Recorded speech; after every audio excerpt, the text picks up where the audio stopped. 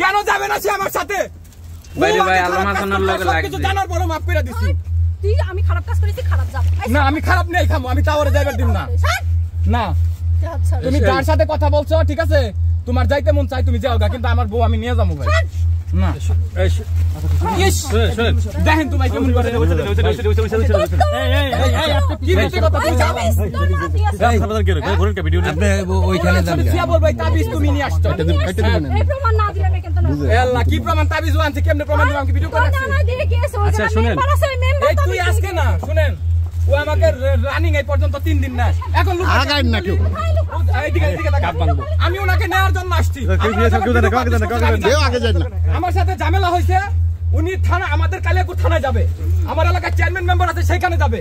উনি কথা হইলে এসপির কাছে যাইবো, এসপি রে দিয়ে আমার ধরাই উনি তোর থানায় আসছে কেন?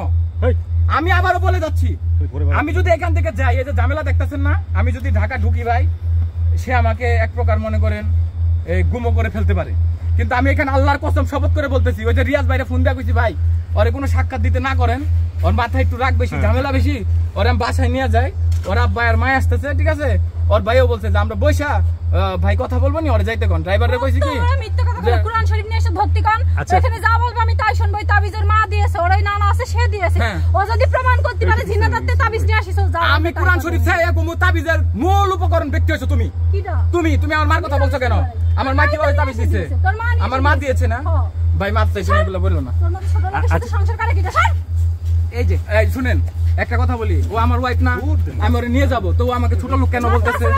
কেন মা ভক্তের সাথে কিভাবে সংসার করব বলেন?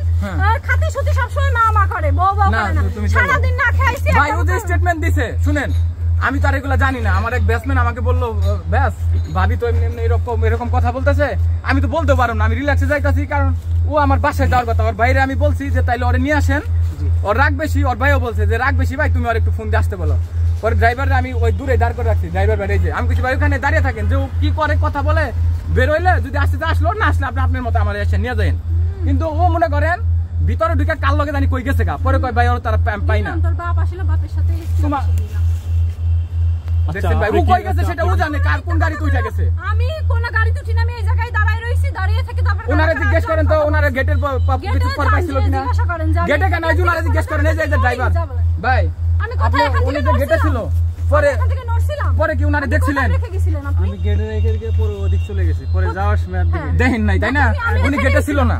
আর ও কি বলছিল আপনি বলেন, সত্যি কথা বলেন। আমি আপনাদের ক্লিয়ার করি, এই মেয়েটা পেট চালাবে এক, আমি ওরে ডিভোর্স দেব না 2, 3 নাম্বার হচ্ছে ও যে কাজ করতো যা করতো সব আমার কাছে হাইট ছিল, আমি এখনো ওকে ভালোবাসি, ও আমার কাছে এখনো ভালো। হাইট তো তুমি ওপেন করে দাও না কেন? ওপেন করে দাও না। আমি ওপেন করব কেন?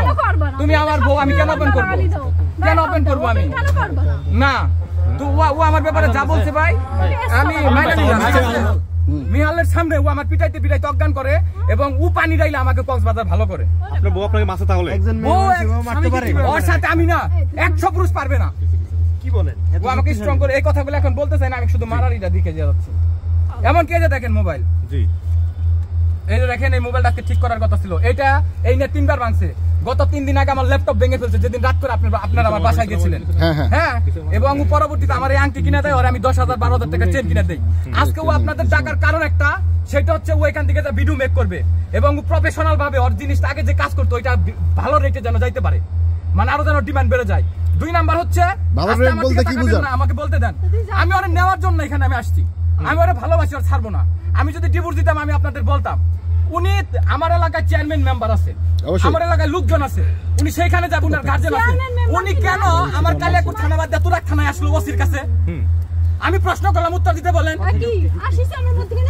আপনি মধ্যে কানে ছাড়ি নাই, আপনি আমাকে কথায় কথায় আমার গায়ে হাত তুলেন, আপনি মারবেন দেখে কেন? আমি তো দেখেন তো এখানে কিভাবে মারে দেখেন।